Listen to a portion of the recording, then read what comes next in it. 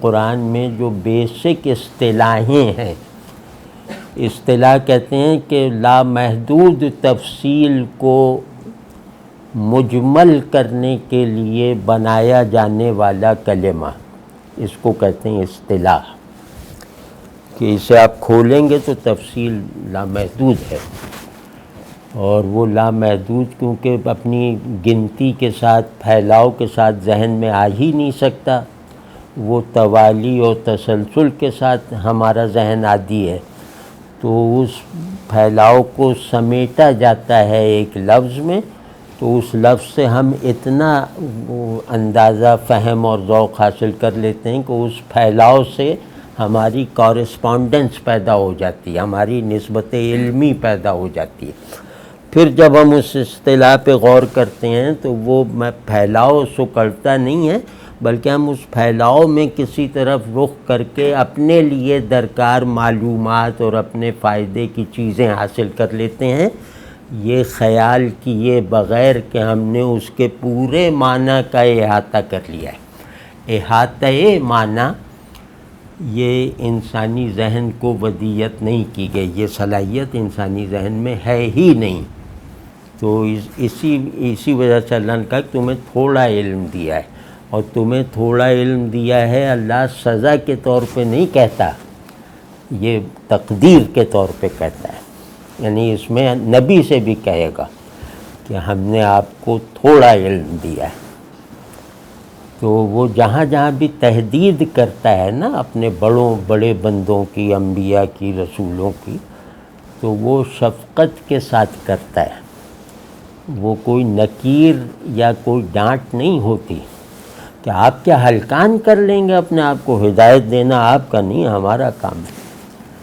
اب یہ کوئی ڈانٹ تھوڑی ہے، یہ شفقت ہے اور ذمہ داری کا بوجھ جس کے لیے انہیں بنایا ہی نہیں گیا، جو بوجھ اٹھانے کے لیے، اس بوجھ کو اٹھانے کی کوشش سے انہیں منع کر دیا۔ تو یہ ہوتی ہے اصطلاح، جیسے مثال تو اچھا ہاں، اصطلاحوں کی کچھ قسمیں ہیں قرآن شریف میں۔ ایک اصطلاح ہے جس کا تعلق بندگی سے ہے، یعنی انسان مطلوب کیا ہوتا ہے، وہ اس کی تفصیل کچھ بیسک کلمات کی صورت میں اللہ کی کتاب میں ہے۔ اسی طرح یہ کہ دنیا کیا ہے، یہ ایک بہت بڑا سوال ہے، تو دنیا کیا ہے کا جواب بھی کچھ اصطلاحوں میں ہے۔ پھر اللہ تبارک و تعالیٰ جو جہاں اپنا تعارف کرواتا ہے اپنی صفات کے تنوع کے ساتھ اور اپنی ذات کی احدیت کے ساتھ، جلال کے ساتھ، جمال کے ساتھ، تو وہ مصطلحات الوہیت ہیں۔ تو اسی طرح اور چاہے کیٹیگری نکال لیں، تو ہم اس میں اگر یہ دیکھ لیں کہ دنیا کیا ہے کا قرآنی جواب کیا ہے، دنیا کو کیسا ہونا چاہیے اس کا قرآنی نسخہ کیا ہے، انسان کیا ہے یہ انسان کو بنانے والے سے پوچھیں تو پہلے وہ بتائے گا انسان یہ ہے، پھر بتائے گا انسان کو ایسا ہونا چاہیے۔ ٹھیک ہے نا، ہر چیز کو اللہ تعالیٰ دو اسکیلز پہ رکھ کے لگتا ہے کہ ہمیں بتاتے ہیں کہ ہے اور ہونا چاہیے۔ ٹھیک ہے نا، تو اس میں ہم جیسے آج جو نکالا ہے وہ سورہ علم نشرہ نکالی ہے نا، تو اسے سورہ انشراح بھی غالباً کہا جاتا ہے۔ تو وہ کیونکہ میں نے قرآن شریف کے بہت، کیونکہ ہمیں عربی آتی نہیں، ترجمے ہی دیکھتے رہتے ہیں، تو میں کہہ سکتا ہوں کہ اردو فارسی کا شاید ہر ترجمہ پڑھا ہوگا، ہاں میں کہہ سکتا ہوں، اگر وہ ترجمہ پچھلے 10 سال میں فارسی میں ہوا ہو تو میں نہیں جانتا، اس سے پہلے کے وہ سب پڑھے ہوئے ہیں اور غور سے پڑھے ہوئے ہیں، وہ مطلب بعض جگہ پر وہ ہے موازنے کے ساتھ، تقابل کے ساتھ بھی پڑھے ہیں، تو ایک جیسے ایک ٹریننگ سی ہو گئی ہے، اور اس میں عربی دانی جو رسمی ہے اس کی ضرورت نہیں ہے، کیونکہ اصطلاح جو ہے وہ نحو کا موضوع نہیں ہے، اصطلاح فقرے کی تالیف کی پابند نہیں ہوتی اگر اصطلاح ہے۔ تو قل هو اللہ احد، اب یہاں احد اصطلاح ہے تو یہ اللہ کا نام آنے کی پابند نہیں ہے، اب یہ قل کے صیغے کی پابند نہیں ہے، اس کو ان 3 کلمات میں سے الگ ہٹا نکال کر اور صرف اسی کو موضوع بنا کر دیکھا جا سکتا ہے، ٹھیک ہے نا، اس کو سیاق و سباق سے نکال کے بھی دیکھا جا سکتا ہے۔ تو جو بڑی اصطلاحیں ہوتی ہیں وہ کانٹیکسٹ کی محتاج نہیں ہوتی، بعض، یہ نہیں کہہ رہا کہ سب اصطلاحیں، لیکن بڑے مصطلحات فنی اور مصطلحات علمی وہ اپنے کانٹیکسٹ کے پابند نہیں رہتے، یا کانٹیکسٹ میں ہوتے ہوئے بھی وہ کانٹیکسٹ سے ماورائی کا ایک حال ضرور رکھتے ہیں۔ یہ ہم اس میں کچھ چیزیں آئیں گی جیسے رسول اللہ صلی اللہ علیہ وسلم کے حوالے سے، تو ہم اس میں یہ دیکھنا چاہ رہے ہیں کہ اللہ کی بندگی کا منتہا اللہ اس کے ساتھ کیسا تعلق رکھتا ہے، یعنی اللہ اپنے پسندیدہ ترین بندے کے ساتھ ایک خاص پہلو سے کورسپونڈ کر رہا ہے۔ تو اس سے ہمیں یہ پتہ چل جائے گا کہ بندگی اپنے منتہا پر بھی اللہ سے تعلق میں بندگی کی نچلی ترین ڈیفینیشن کی پابند رہتی ہے۔ مطلب بندگی کا مطلب غلامی، فرض کہ ہم نے کہا کہ بندگی کا مطلب غلامی ہے، تو یہ بندگی انبیاء میں بھی جب ظاہر ہوگی تو اس میں سے غلامی کا معنی خارج نہیں کیا جائے گا، یعنی کہ بنیادی ترین اس میں سے کوئی معنی بندگی کا نبی کے حوالے سے خارج نہیں ہوگا، بندگی کا ایجابی معنی، ٹھیک ہے نا۔ تو اب دیکھیے اس کا ثبوت کیا ہے، یہ دیکھیں، اعوذ باللہ من الشیطان الرجیم۔ بھائی مجھے وہ تجوید نہیں آتی تو وہ اب مخرج میں غلطی ہو تو معاف کیجیے گا، یا اگر زیادہ ہو تو کوئی صاحب تجوید پڑھ دے۔ اعوذ باللہ من الشیطان الرجیم، بسم اللہ الرحمن الرحیم، الم نشرح لک صدرک۔ ایک ایک آیت پہ ہم دونوں ترجمے دیکھتے ہیں، غامدی صاحب کا اور یہ شاہ عبد القادر صاحب محدث دہلوی۔ میرا اپنا ذوق اور وہ یہ ہے کہ اردو اور فارسی تراجم میں شاہ صاحب کے ہم پلہ ترجمہ کوئی نہیں ہے، شاہ عبد القادر صاحب محدث دہلوی رحمۃ اللہ علیہ۔ یہ ترجمے یہ لفظ کو اس کی انٹرنیلٹی کے ساتھ پکڑتے ہیں جو کہیں بھی نہیں ہے، مطلب یہ کرامت ہے۔ تو اس میں غامدی صاحب کا ترجمہ جو ہے کہ کیا ہم نے تمہارا سینہ تمہارے لیے کھول نہیں دیا اے پیغمبر، مطلب بریکٹ میں واضح کرنے کے لیے۔ کیا اللہ فرما رہا ہے اپنے رسول صلی اللہ علیہ وسلم سے غامدی صاحب کے ترجمے کے لفظوں میں کہ کیا ہم نے تمہارا سینہ تمہارے لیے کھول نہیں دیا؟ اب شاہ صاحب کا ترجمہ ہے، کیا ہم نے نہیں کھول دیا تیرا سینہ، تمہارے لیے نہیں کیا، گو کہ لفظ وہ ہے کہ لک، تمہارے لیے، تو انہوں نے اس کو ترجمہ نہیں کیا۔ اب اس کی کوئی وجہ ہوگی نا کہ ایک سمجھیں ایک حرف چھوٹ گیا ہے ترجمے سے، کیونکہ اس پہ کوئی اختلاف نہیں کہ لکا کا ترجمہ ہے تمہارے لیے، تو شاہ صاحب اس کو حذف رکھتے ہیں اور فرما رہے ہیں کہ کیا ہم نے نہیں کھول دیا تیرا سینہ۔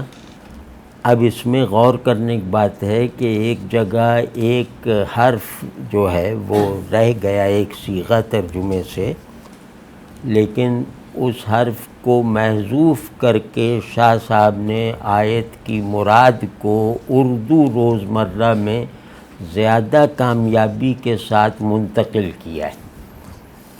تمہارے لیے سے اس کا زور ٹوٹ جاتا ہے اردو لینگ میں. آپ سمجھ رہے ہیں نا کہ تاثیر اب ظاہر ہے میں ترجمہ پڑھوں گا، ترجمے سے سیکھنا چاہ رہا ہوں، ترجمے کو قرآن مانے بغیر اس سے قرآن کی مراد انسانی وسعت کی حد تک سیکھنا چاہ رہا ہوں. تو وہ جو میرے لیے فہم اور تاثیر کا جو بھی چینل ہے وہ زبان ہے نا جس میں ترجمہ ہوا ہے. تو اس زبان ہی سے، مجھے تو عربی نہیں آتی، تو میں تو جو جھومنا یا رونا یا ہنسنا ہے وہ اس زبان کے روزمرہ سے متاثر ہو کے کروں گا نا. تو اب یہ جیسے یہ کہ تمہارے لیے تمہارا سینہ کھول نہیں دیا، یعنی ہم نے تمہارے لیے تمہارا سینہ دیکھو کھول دیا. تو اب اس میں لیے اردو روزمرہ میں مثبت رنگ نہیں رکھتا. یعنی سینہ کھلنا یہ ایک ربانی رحمت ہے، ربانی انعام ہے. سینہ بند ہونے کی انتہائی بڑے تکلیف سے نجات دینے کا اعلان ہے. یعنی سینہ بند ہونے کا مطلب یہ ہے کہ میں جتنا اللہ کو جاننا چاہتا ہوں، میں جتنا اللہ سے کا مقرب بننا چاہتا ہوں، میں جتنا اللہ کو اپنے قلب میں مکین رکھنا چاہتا ہوں، وہ ظاہر ہے اس کی کوئی حد تھوڑی ہے. تو نبی اس چاہنے کا بھی مجسمہ اور اسوہ ہوتا ہے. یعنی نبی اقتضائے قرب کی شدت کو محسوس کرنے میں ہر فراق زدہ عاشق سے کہیں زیادہ تکلیف اٹھاتا ہے، کہیں زیادہ اس میں رہتا ہے، مطلب احساس ہجر میں. تو اب رسول اللہ صلی اللہ علیہ وسلم کہ اللہ نے خود ہی انہیں اپنا آئیڈیل محب بنایا، اور پھر اس آئیڈیل محب کے لیے اپنی محبوبیت کے بلند ترین مراتب کو خاص رکھا، وہاں کسی بھی محب کو پہنچنے کا راستہ نہ دیا مثال طور پہ. تو اب یہ محب آئیڈیل محب ہے، تو یہ خواہش قرب میں تڑپنے اور رونے کے آداب میں بھی تو آئیڈیل ہے نا. یہ اس بات میں بھی آئیڈیل ہے کہ محبوب کا قرب یقینی ہے لیکن کامل کبھی نہیں ہو سکتا. اللہ میرا محبوب ہے، میں اللہ کا مقرب ہوں، یہ بات یقینی ہے، لیکن اس بات کی بنیاد پر میں بھی یہ نہیں کہہ سکتا کہ میں اللہ سے وصل میں کامل ہو گیا ہوں. اللہ کا کامل وصل مجھے کامل ترین یا جس معرفت میں اضافہ نہ ہو سکے ویسی معرفت حاصل ہو گئی ہے، یا معرفت بذاتہ وہ جو ہے نا کہ وہ جیسا اللہ ہے عین ویسا میں اسے جانتا ہوں. وہ میرا محاط علمی ہے، وہ میرا محاط عشقی ہے، کوئی آدمی اس کا سوچ نہیں سکتا. مطلب یہ ممتنع ہے رسولوں کے لیے بھی، فرشتوں کے لیے بھی، کہ اللہ ایز سچ کسی کے محاط فی العلم نہیں ہے. اللہ ایز سچ کسی کے دائرے رسائی میں نہیں ہے، اور اگر وہ دائرے رسائی میں ہے تو وہ اللہ سے بڑا ہے پھر. ٹھیک ہے نا. تو اب یہ دیکھیے کہ سچے ترین آئیڈیل اور اللہ کے اپنے بنائے ہوئے آئیڈیل محب، یعنی اللہ نے انہیں آئیڈیل محب بنایا ہے، اور آئیڈیل محب ہونے کے لیے ان کو اپنی معرفت بھی دی، ان کو اپنی طرف بڑھتے رہنے کا راستہ بھی دیا، اور ان سب حاصلات پر پختہ یقین بھی دیا، اور اس کے بعد اور اس کے ساتھ انہیں بے چینی اور بے قراری بھی دی. یا اللہ اور یا اللہ اور یا اللہ اور، یہ اور ان کے لیے بھی حقیقی ہے. ہر ما سوی اللہ کے لیے اللہ کے راستے پہ چلتے ہوئے اور لازم ہے کہ اس کا ادراک، احساس اور ضرورت محسوس کرے. تو اب اور کی جو ایک اور کا جذبہ، اور کی تلاش، اور کی پیاس، یہ کتنی شدید ہوگی یہ ہم لوگ تو سوچ بھی نہیں سکتے نا، ہمارے تو بس میں نہیں. لیکن آپ رسول اللہ صلی اللہ علیہ وسلم کا تصور لا کر اور اس میں دیکھیں تو لگے گا کہ اس سے بڑا مجاہدہ تو کوئی ہو ہی نہیں سکتا، اس سے بڑا انہماک، اس سے بڑا تکلیفوں سے گزرنے کا عمل. جیسے یہ تو دھوپ میں چلتے رہنے کا ہے عمل، تو اب اتنا بڑا، یعنی پورے نفس رسالت کا سب سے بڑا المناک کانٹینٹ طلب مزید ہے حق کے راستے میں.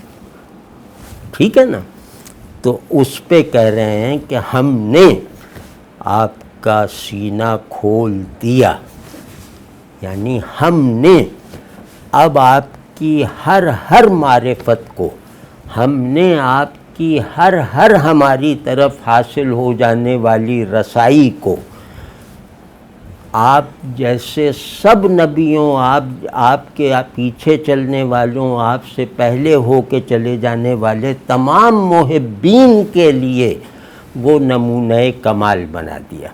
یعنی آپ کے نقش قدم کو ہم نے منزل بنا دیا. جو بھی آپ کے جادہ رسائی پر چلے گا اور آپ کے ایک نقش قدم تک بھی پہنچ کے آگے نہ بڑھ پائے گا، تو وہ یہ دعویٰ کرنے یا اس بات پہ شکر ادا کرنے میں حق بجانب ہوگا کہ میں اپنی منزل کو پہنچ گیا.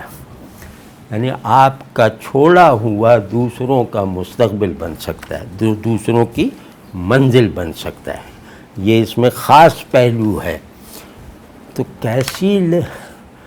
ایسی جنتی آگ اور اس کی تپش کو جو اپنا اظہار نہیں پا رہی تھی، اے پیغمبر ہم نے اس کو اظہار نہیں دے دیا، ہم نے اسے اپنا نہیں بنا لیا، ہم نے اسے اپنی سب سے بڑی نشانیاں نہیں بنا کے دکھا دیا.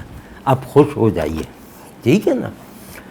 تو اب اس میں تمہارے لیے کا کوئی سینس نہیں ہے. اردو لینگ میں کہ وہاں تو یہ کہ ہم نے تمہیں، وہاں عربی میں یوں معلوم ہوتا ہے کہ ہم نے صرف تمہیں یہ مرتبہ دیا، یعنی ہم نے تمہارا دیکھو سینہ کھول دیا، تمہارا نام اونچا ہوگا اور تمہیں لوگ یہ کہیں گے وہ. ٹھیک ہے نا؟ یعنی ہم نے تمہاری فضیلت کو اپنی حد عطا کے منتہا تک پہنچا کے پورا کر دیا. یہ ہے. تو اب خیر، تو اب اس میں بہت باریک بات ہے نا کہ شاہ صاحب کے مقصود یہ ہے کہ لوگ تحت اللفظ ترجمہ رٹیں نہ، بلکہ یہ کہ اصل میں جو تاثیر کا ایک نظام ہے وہ تاثیری چینل مفہوم پر غالب رہے. واضح ہے نا یہ؟ تو کیا کہنے.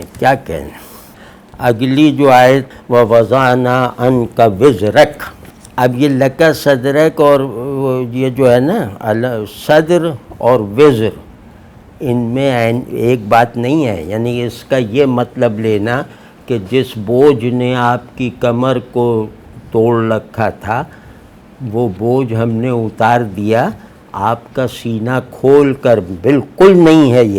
یہ دو الگ الگ انعامات ہیں. ایک یہ کہ آپ ہمارے محب کے طور پر اپنی منزل اطمینان کو پہنچا دیے گئے، اور آپ ہمارے رسول کے طور پر اپنے نقطۂ تکمیل تک لے جائے گئے. یہ الگ انعام ہے. کیا؟ کیونکہ بوجھ نہیں تھا. یعنی خواہش قرب بوجھ نہیں ہوتی. صدر میں جو کچھ ہے وہ بوجھ نہیں ہے، تو اس سے نہیں جوڑتے. اچھا خیر، بہرحال وہ غامدی صاحب کہتے ہیں کہ اس کو ترجمہ کرتے ہیں، اور تمہارا وہ بوجھ تم پر سے اتار نہیں دیا جو تمہاری کمر توڑے دے رہا تھا۔ تو ابھی اس پہ اپنے تحفظات اس ترجمے پہ بھی عرض کروں۔ وہ شاہ صاحب کہتے ہیں، اور اتار رکھا تجھ سے بوجھ تیرا، مطلب جو اگر اردو جانتا ہے نا اور اس آیت کو وہ سمجھنے میں غلطی نہیں کر رہا، مطلب اس آیت کا جو فوری مفہوم ہے وہ سمجھنے میں بھی غلطی نہیں کر رہا، لیکن یہ کہ اور اردو اچھی جانتا ہے، وہ اس پہ شدت تاثر سے نثار ہو جائے گا اس ترجمے پر۔ وَوَضَعْنَا عَنْكَ وِزْرَكَ، اور اتار رکھا، یعنی کہ کمال ہے، وہ فرما رہے ہیں کہ اور تمہارا وہ بوجھ تم پر سے اتار نہیں دیا۔ اب وہ استفہام میں وہ جو اس باتی جو ہے، مطلب ایک استفہام کی قسم ہوتی ہے کہ جو جیسے یقینی بات کو بیان کیا جائے، کیا ایسا نہیں ہوا، کیا ایسا نہیں ہوا، اس کا مطلب ایسا یقیناً ہوا ہے، وہ جواب کے لیے نہیں استفہام ہے، تو وہ احسان کے لیے ہوتا ہے استفہام۔ تو اس میں انہوں نے وہ جو استفہامی وہ ہے اس کو دوسری آیت میں بھی جاری رکھا، اور ظاہر وہ صحیح ہے کہ وہ جو نا علم کا جو استفہام ہے اس کو دوسری آیت تک پھیلا دیا۔ شاہ صاحب نے وہ نہیں کیا، وہ وہیں رہنے دیا کہ علم کیا ہم نے نہیں کھول دیا تمہارا سینہ، تیرا سینہ۔ اب آگے وہ علم نہیں لا رہے، علم کا ترجمہ، اور کہہ رہے ہیں اور اتار دیا۔ اب یہاں علم زیادہ اثر انداز ہو رہا ہے مذکور ہوئے بغیر، ترجمہ نہ ہو کر علم کا زور دوسری آیت میں زیادہ ہے کہ اور اتار رکھا، اتار دیا اور اتار رکھا میں بہت فرق ہے۔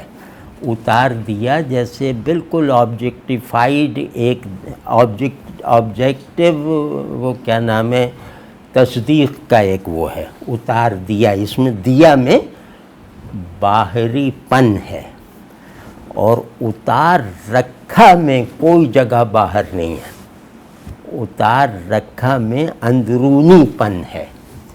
تو نبی کا بوجھ کوئی بندرگاہ پہ تھوڑی اتار دیا کہ ہم دیکھ لیں کہ یہاں اتار دیا، بالکل نہیں، ان کا ہم نے تیرے لیے تیرا بوجھ اتار رکھا، یعنی اتار رکھا میں آئندہ کے لیے بھی ضمانت ہے، اور یہ کہ وہ بوجھ تیری کمر توڑے ہوئے تھا، اس بوجھ کو ہم نے وہ بوجھ بھی ہمارا ڈالا ہوا تھا، پھر ہم نے اپنا ہی ڈالا ہوا بوجھ پھر دوسرا فیصلہ کر کے تجھ پر سے اتار رکھا، یعنی اپنے وہ جو اپنے احکام میں، اپنی مشیتوں میں، اپنی تقدیر میں واپس سمیٹ لیا اسے۔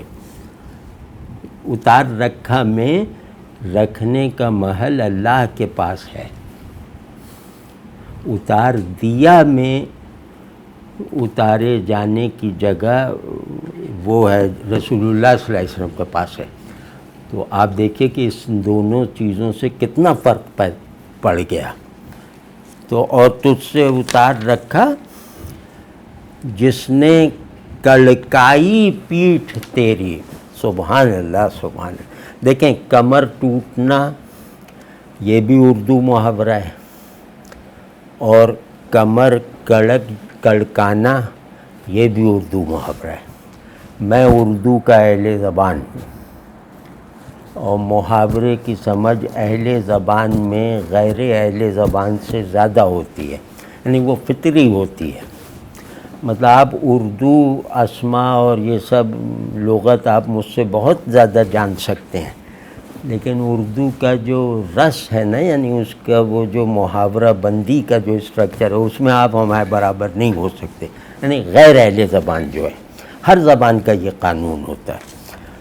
تو اب میں یہ سمجھ سکتا ہوں کہ کمر ٹوٹنا اور کمر توڑنے والی چیز اور کمر کڑکانے والی چیز میں کیا فرق ہے، یعنی کوالٹی میں کیا فرق ہے، فصاحت کی روح سے کیا فرق ہے، کیفیت کے پہلو سے کتنا بڑا فرق ہے۔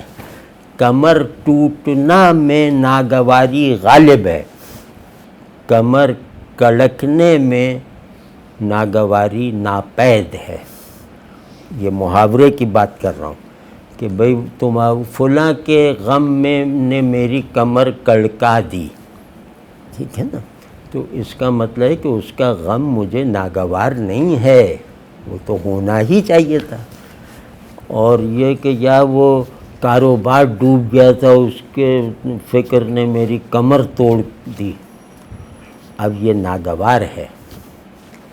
کمر ٹوٹنا ناگوار ہے، کمر کڑکنے میں ناگواری نہیں ہے، بلکہ ایک عجیب طرح کے نفس مطمئنہ سے تعلق رکھنے والی مجاہدانہ کیفیت ہے، ٹھیک ہے نا۔ یہ دیکھیں شاہ صاحب کا کمال دیکھیے، اللہ ان کو بہترین جزا دے اپنی کتاب کو ہم تک پہنچانے کے لیے۔ جس نے کڑکائی پیٹھ تیری، ہاں پیٹھ کڑکانا، کمر بھی وہ مجھے بیچ بیچ میں ہو رہا تھا، پیٹھ کڑکانا اور کمر توڑنا، ان دونوں میں اگر آپ وہ کریں موازنہ تو وہی صورت بنے گی جو میں نے عرض کی ہے۔ اور وَرَفَعْنَا لَكَ ذِكْرَكَ، اور اونچا کیا مذکور تیرا، شاہ صاحب کا ترجمہ، اور اونچا کیا مذکور تیرا، وہ اور تمہاری، اور غامدی صاحب لکھتے ہیں کہ اور تمہاری خاطر تمہارا آوازہ بلند نہیں کر دیا۔ یہ نہیں یعنی استفہام کو نہیں کے معنی میں انہوں نے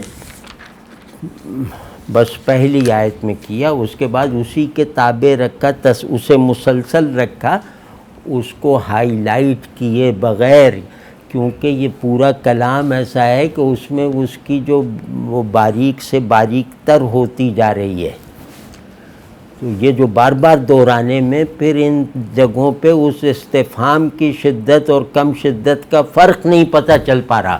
شاہ صاحب نے یہ کمال دکھایا ہے اس میں کہ ہر جگہ استفہام کا ایک زور نہیں ہے، یا احسان بتانے کا ایک زور نہیں ہے ہر آیت میں، ہر نعمت میں، کمال ہے مطلب شاہ صاحب کا۔ تو یہ کہتے ہیں اور تمہاری خاطر تمہارا آوازہ بلند نہیں کر دیا۔ آوازہ بلند کرنا یہ خلاف محاورہ ہے، یعنی ابھی اول تو اردو کا روزمرہ نہیں ہے، لیکن اگر اردو روزمرہ رکھا جائے تو یہ ہوگا آوازہ بلند ہونا، یہ حالت انفعالی میں ہوتا ہے، یعنی کہ واقعے میں ہوتا ہے، ایک عملاً ہوتا ہے، مطلب عمل کی صورت میں ہو کر پھر ادراک میں آتا ہے۔ اور بلند آوازہ بلند کرنا یہ غیر فصیح ہے، اور مطلب روزمرہ ہے ہی نہیں کہ میں نے اس کا آوازہ بلند کر دیا، یہ فقرہ غلط ہے اردو میں اور فارسی میں بھی، جہاں کا یہ روزمرہ ہے نا کہ آوازہ بلند شدن، آوازہ بلند کردن، یہ سب شدن کے معنی میں آتا ہے، اور اگر وہاں آوازہ بلند کردن کہا جائے گا تو اس کا مطلب جو ہے وہ دوسرا ہوگا۔ اس کا مطلب یہ ہے کہ میں نے کسی چیز کو جو ہے وہ کسی چیز کا جھنڈا اٹھا کے چلنا، اس کو کہتے ہیں آوازہ فلاں بلند داشتن یا بلند کردن، ٹھیک ہے نا۔ تو اردو میں بہرحال یہ پہلو نہیں ہے کہ میں نے اس کا آوازہ بلند کر دیا یا کیا، یہ پہلو نہیں ہے۔ تو شاہ صاحب جو فرماتے ہیں وہ ذکر کو آوازہ انہوں نے کیا، یعنی رسول اللہ صلی اللہ علیہ وسلم کا ذکر بلند کر دیا، اور انہوں نے کیا مذکور تیرا، مطلب میں بتا نہیں سکتا کیسی احسان مندی محسوس ہوتی ہے شاہ صاحب کی. یہاں ذکر کو مذکور سے ترجمہ کرنا یہ عام زباندانی سے ممکن نہیں ہے. مطلب آپ کسی کے ذکر کا مطلب مذکور ہوتا ہے تو وہ آپ کا منہ دیکھنے لگے گا. اس آیت میں ذکر کا مطلب یقیناً مذکور ہے ورنہ کچھ نہیں ہے. یعنی تیرا ذکر ہم نے اور اونچا کیا تیرا ذکر. اس میں تیرا ذکر اس کا مطلب کہ ہم نے پیدا کیے، ہم نے بڑھا دیے تجھے یاد کرنے اور یاد رکھنے والے. یہی مطلب ہے نا اس کا، کہ دیکھا نہیں پہلے اتنے لوگ آئے، اتنے لوگ مسلمان ہوئے اتنے، اور اب تو قیامت تک یہ بڑھتا ہی چلا جائے گا اور تیرے ذکر سے گونجتی رہے گی دنیا. اور یعنی تجھے یاد کرنے اور یاد رکھنے والے بڑھتے چلے جائیں گے. تو اب یہاں کیا ہے کہ تو مذکور رہے گا ہمیشہ حالت اضافہ میں. تو لوگوں کا مذکور رہے گا، لوگوں کی تعداد میں مسلسل اضافہ ہوتے ہوئے. یہ اس سے مراد نہیں ہے اس آیت سے. اس کو انہوں نے ترجمے میں تفسیر سے بے نیاز کر دیا، ایسی فصاحت سے کیا ہے. اور ویسے بھی اردو جو اچھی اردو بولی جائے تو اس میں تمہارا مذکور ہوا. جیسے آپ کا کہیں ذکر ہو تو میں آپ کو آ کے اطلاع دوں کہ بھئی وہاں تمہارا بھی مذکور رہا یا مذکور ہوا. ہاں میں نے ہی ایک شعر لکھا یا وہ بھی سن لیں. کل عاشقوں کا آتے ہی مذکور، اب یہاں ذکر کے معنی میں ہے نا. کل عاشقوں کا آتے ہی مذکور، کیا کیا نہ بھڑکے علامہ قیسی. تو مذکور کی مثال. تو اب وہ اگلی آیت ہے فَإِنَّ مَعَ الْعُسْرِ يُسْرًا. سو فا کو سو البتہ مشکل کے ساتھ آسانی ہے. فَإِنَّ مَعَ الْعُسْرِ يُسْرًا. سو البتہ، ان کا ترجمہ البتہ سے کیا ہے کہ مشکل کے ساتھ آسانی ہے. یار بہت آپ لوگ دعائیں دیں گے شاہ صاحب کی اگر باتوں کو تھوڑا توجہ سے جذب کریں. ان کے ترجمے کی عجیب خاصیت ہے کہ اس میں تاثیر غالب ہے فہم صحیح پر، تاثیر مطلوب غالب ہے فہم صحیح پر. سو انہوں نے بریکٹ ڈالا ہے مطلب وضاحت کے لیے. سو مطمئن رہو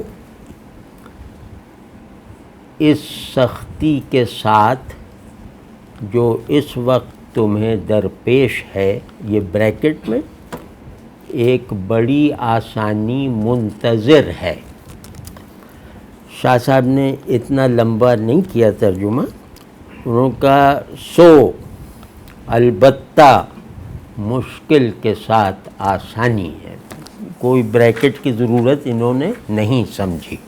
اب اس میں ہم اگر غامدی صاحب کے ترجمے کا تجزیہ کریں نا تو ایک تو بریکٹس دینے کی وجہ سے ترجمہ ٹھیٹھ نہیں رہ گیا.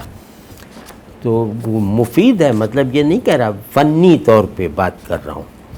اور پھر یہ کہ اس سختی کا کوئی قرینہ اصل میں اس کا نہیں ہے. اب جو عربی جانتے ہوں وہ اس میں اگر میں غلط کہہ رہا ہوں تو فوراً ٹوک دیں. اس میں تو بس ایک ہے کہ مشکل، یہ مشکل اور وہ مشکل، اس مشکل اور اس مشکل سے آزاد مشکل، یہی ہے نا. تو یہ اس کو جیسے کوئی تاریخی واقعہ یا کوئی واقعاتی شان نزول سے جوڑ کے شاید دیکھ رہے ہوں کہ کوئی مشکل آئی ہو تو اللہ نے اس میں تسلی دی ہو اس سورہ مبارکہ کے ذریعے سے. اس پہ ہم بات نہیں کر رہے، ہم صرف ترجمے پہ رہ کے کر رہے ہیں کہ یہ ترجمہ کئی پہلوؤں سے تسلی بخش نہیں ہے. ایک تو یہ کہ مطمئن رہو، یہ رسول اللہ صلی اللہ علیہ وسلم کو نہیں کہے گا اللہ. رسول اللہ صلی اللہ علیہ وسلم کو اطمینان کی ضرورت تھوڑی ہے، یا ان کا کوئی وہ ایمان ڈگمگا گیا ہو، کوئی شکایت پیدا ہو گئی ہو، کوئی خوف پیدا ہو گیا ہو، تو ظاہر ہے ان کی تو پوری زندگی شاہد ہے کہ کسی چیز کا ایسا اثر ان پہ پڑتا ہی نہیں تھا، کیونکہ اللہ کی حفاظت میں تھے. تو اطمینان تو جتنا ہو حد اطمینان پہ تو وہ ہمیشہ سے تھے نا، نبی بنتے ہی. تو یہ نہیں کہے گا اللہ، مطلب خلاف واقعہ نہیں کہے گا کہ وہ کہ چشمہ اتار دو، اب چشمہ وہ پہنتے ہی نہیں تو اتار دو، اب اتار دو تو مہربانی ہے، لیکن یہ کہ وہ چشمہ پہنتے ہی نہیں تو اتار دو کیوں کہے گا اللہ؟ تو ان کو تشویش ہے ہی نہیں تو مطمئن اطمینان رکھو کیوں کہے گا؟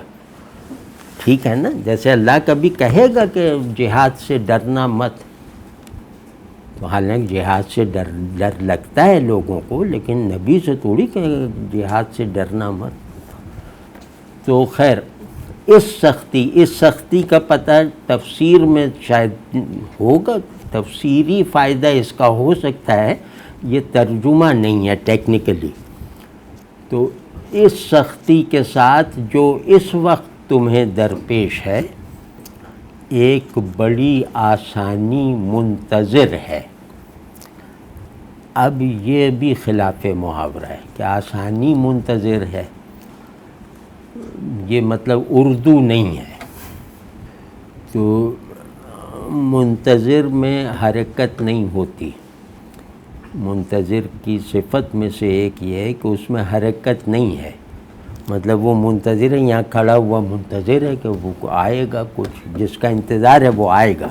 تو حرکت منتظر میں ہے، منتظر میں نہیں یہاں، مطلب اس اعتبار سے. تو آسانی کوئی چیک پوسٹ پہ تھوڑی کھڑی ہوئی کہ جب یہاں پہنچیں گے تو مل جائے گی. یہ تو اللہ اپنا ایک قانون بتا رہا ہے کہ ہر مشکل کے ساتھ آسانی ہے، یہ ایک قانون ہے. تو خیر وہ مطلب یہ خلاف محاورہ ہے. اب شاہ صاحب کہتے ہیں کہ سو البتہ، سو فا یعنی کہ بس پس، تو البتہ ان کا ترجمہ البتہ، وہ مطمئن رہو. انہوں نے انا کا ترجمے عبارت میں نہیں کیا، بلکہ بریکٹ میں مطمئن رہو جو کیا ہے غامدی صاحب نے، وہ انا کی رعایت سے کیا ہے. ظاہر ہے اسے ترجمہ نہیں کہہ سکتے، اسے انا کی رعایت ڈالی ہے مطمئن رہو میں. ٹھیک ہے نا. تو انہیں اس کی ضرورت نہیں تھی کہ اللہ ان سے کہے کہ یقین رکھو، مطمئن رہو، اس کی ضرورت نہیں تھی. تو اب یہ شاہ صاحب نے انا کو ترجمہ کیا ہے، وہ ہے البتہ. مطلب کاش اردو، ہم لوگ اردو کی تعلیم اچھی چل رہی ہوتی نا، تو یہ وجداور لفظ ہے انا کا ترجمہ البتہ. البتہ میں استثناء اور تیقن دونوں مدغم ہے. البتہ ایک صیغہ تیقن، کلمہ تحکم اور حرف تاکید اور استثناء مطلق ہے. سمجھ رہے ہیں نا آپ؟ صرف ایک لفظ میں یہ سارے جواہر انہوں نے منتقل کر دی. البتہ تو فارسی میں البتہ کیا گیا ہے، شاہ ولی اللہ نے بھی کیا ہے، اور وہاں وہ ایک صاحب ہیں قمشائی، ان کا ترجمہ بھی اچھا ہے، انہوں نے بھی. لیکن بہرحال اردو میں البتہ کو اس طرح کھپانا بہت، اور سو بہرحال یقیناً، اور کوئی بات ہی نہیں ہے. اب یہ قادر مطلق کہہ رہا ہے، بس سو کیا بات ہے ہماری. مطلب اس کا ہر ترجمہ اللہ کو نظر میں رکھ کے کیا جائے گا. تو مشکل کے ساتھ آسانی ہے. مشکل کے ساتھ آسانی اور اس میں بعد والا تصور پیدا کرنا یہ غیر ضروری ہے. یعنی مع میں بعدیت کا تصور مفہوم ہے، ایک کے بعد دو، یہ تسلسلی وقفہ ہے، لیکن اس کو یہ بہت چھوٹا سا اس مفہوم کا حصہ ہے. اس کا مطلب یہ تقدیر ہے، ہم نے تقدیر کر دیا ہے، یہ ہمارا فیصلہ ہے، اور ہر مشکل کے ساتھ آسانی کو ہم نے اس طرح رکھا ہوا ہے کہ اس کے ساتھ فصل زمانی بھی نہیں رہ جاتا.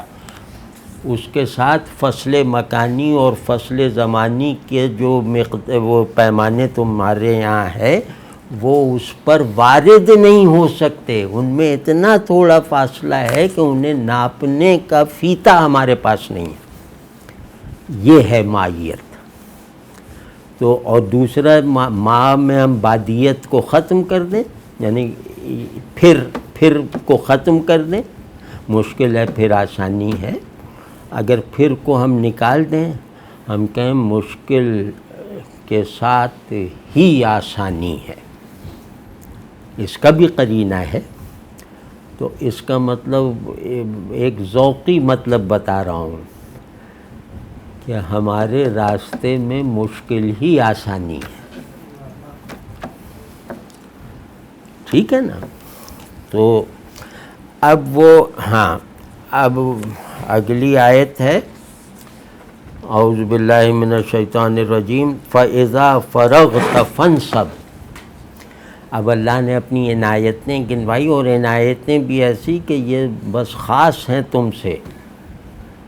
ہماری عنایتیں آفاقی ہیں، لیکن آپ کے سلسلے میں ہماری عنایتیں مخصوص ہیں، منفرد ہیں، انفرادی ہیں.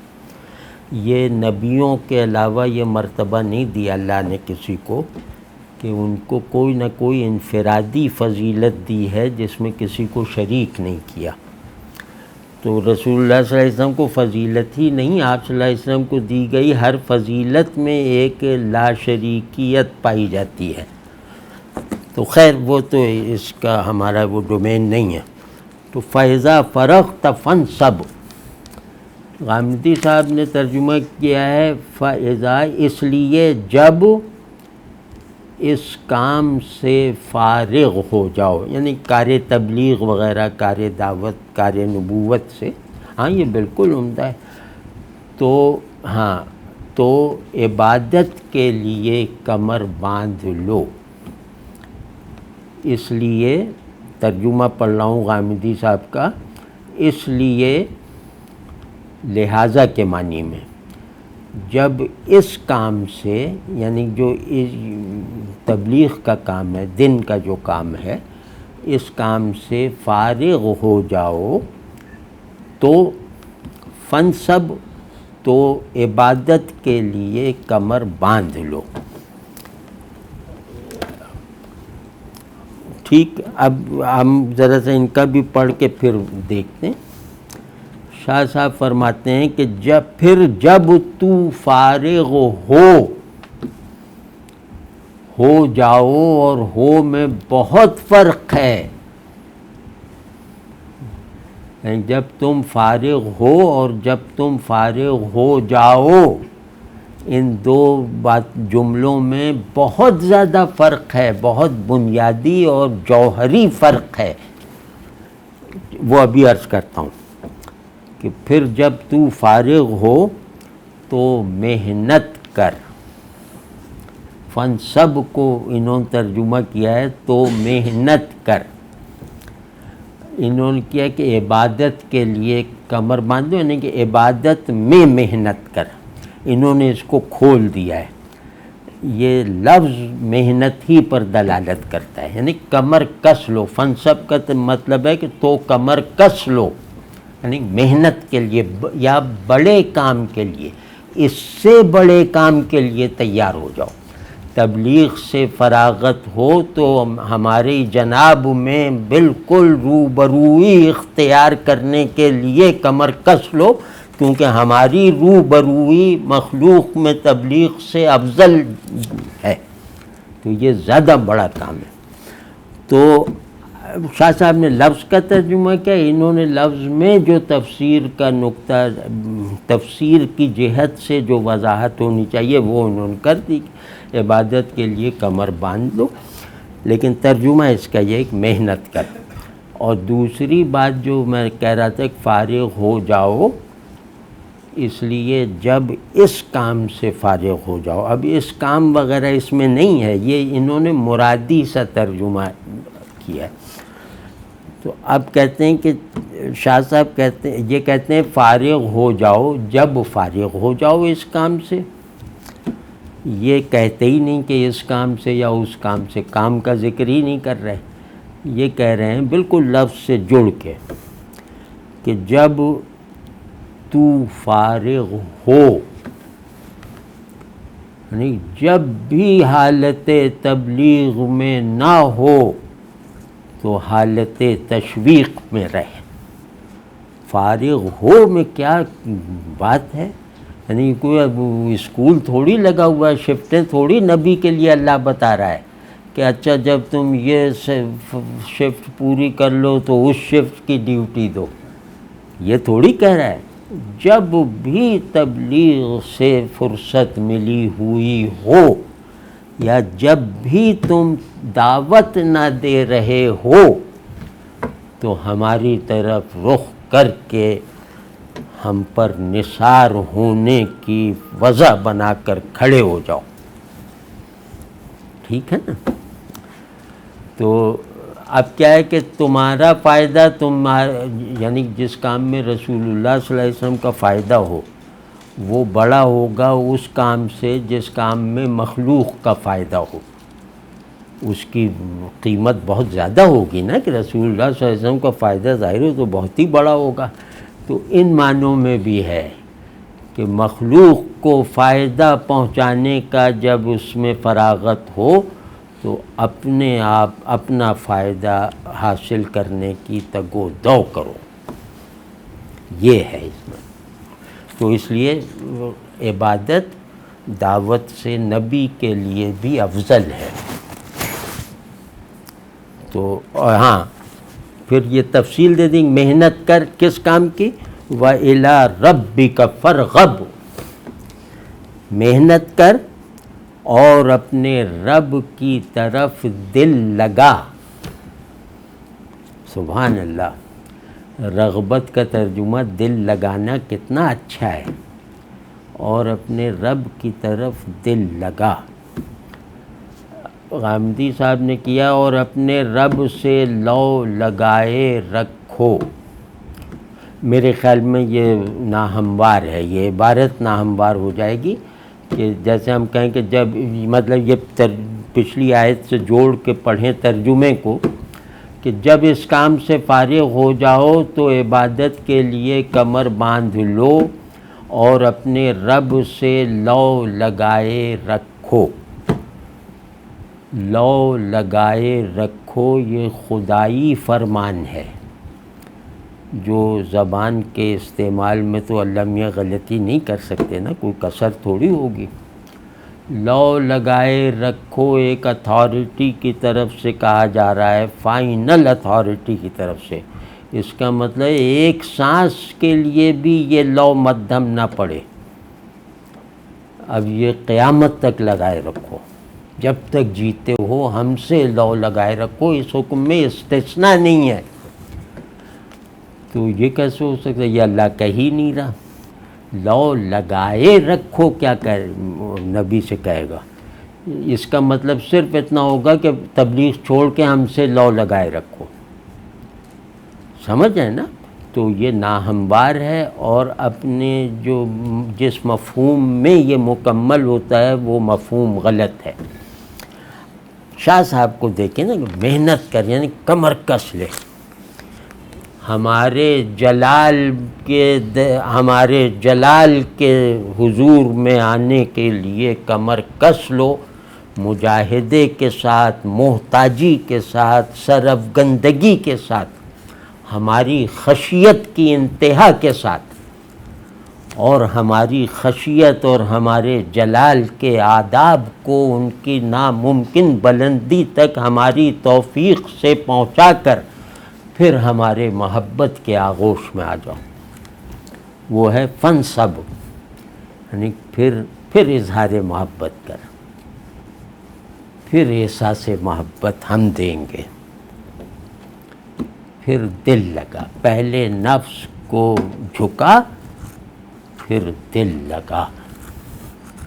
اپنے آپ کو نثار کر، اپنے آپ کو فدا کر خشیت کے پیشن کے ساتھ، پھر اپنے آپ کو ہمارے ساتھ باقی رکھ. یہ ہے. اب جو میں نے کہا یہ شاہ صاحب کے ترجمے پہ کہہ رہا ہوں، قرآن شریف کا نہیں. تو ترجمے پہ اگر آپ سمجھتے ہیں کہ اگر یہ بات صحیح ہے، یہ جو تفسیر کے طور پہ بھی صحیح ہے، تو یہ شاہ صاحب کے ترجمے کا فیضان ہے. ہمیں تو عربی آتی نہیں. اور شاہ صاحب کا ترجمہ کسوٹی بن کے دکھا دیا نا کہ ان کے ترجمے کو، اس کسوٹی پہ پرکھ کے دیکھا ہے اس ترجمے کو، تو فرق دیکھ لیا. تو اس سے ہوا کیا، اس میں فرق کیا ہے؟ ظاہر عربی داں یہ بھی ہیں، عربی داں وہ بھی، سب کو عربی آتی ہے، اور یہ عربی بھی سادہ ہے.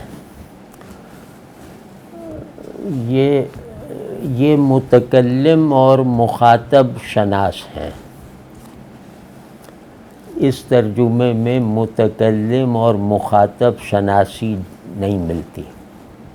کون کہہ رہا ہے، کس سے کہہ رہا ہے، شاہ صاحب اس کو غالب رکھتے ہیں. مفہوم کی سارا سانچہ اس بات پہ ہے، کون کہہ رہا ہے، کس سے کہہ رہا ہے. یہ بات بعد میں آتی کس صورت حال میں کہہ رہا ہے، جس کو شان نزول وغیرہ کہتے ہیں، وہ بات کی بات ہے. اللہ کہہ رہا ہے اور اپنے بعد سب سے بڑے سے کہہ رہا ہے. اللہ کہہ رہا ہے، اپنے سب سے بڑے بندے سے کہہ رہا ہے، اپنے محبوب سے کہہ رہا ہے، جو چاہے کہہ لو. تو اب وہ کوئی مجھ سے تھوڑی کہہ رہا ہے. فن سب اگر مجھ سے کہتا تو کہتے اپنے آپ کو ٹھیک کر اور یہ توجہ ہماری طرف رکھ، ادھر ادھر نہ دیکھ. اب رسول اللہ صلی اللہ علیہ وسلم سے فن سب کہہ رہا ہے، نہیں دل لگا، تو وہ کیا نام ہے، نہیں وہ فرغب، تو وہ مطلب کو ہمارے ہم مخاطب ہوں تو اس کا مطلب کچھ اور ہوگا. آپ سمجھ رہے ہیں نا کہ صرف لغت شناسی کافی نہیں ہوتی مراد متکلم کے لیے، تو اس میں ضروری ہے. تو خود سوچ لو کہ یہ فرغب فرض کیا وہ حضرت علی کو کہہ دیں، حضرت ابو بکر کو کہہ دیں، رسول اللہ صلی اللہ علیہ وسلم کہہ دیں کہ فرغب، تو اس کے یہ معنی نہیں ہوں گے. متکلم کی تبدیلی کی وجہ سے بھی اور مخاطب کی تبدیلی کی وجہ سے. متکلم اللہ ہے، یعنی رغبت اپنے جوہر حقیقی اور اپنی ایگزاسٹو حالت میں ہے یہاں، کہ اس کے بعد رغبت کے عنوان سے کوئی چیز نہ فہم میں رہ جائے، نہ احساس میں رہ جائے، نہ احوال میں رہ جائے. اب یہ خیال کر کے کرنا ہے اس کا ترجمہ.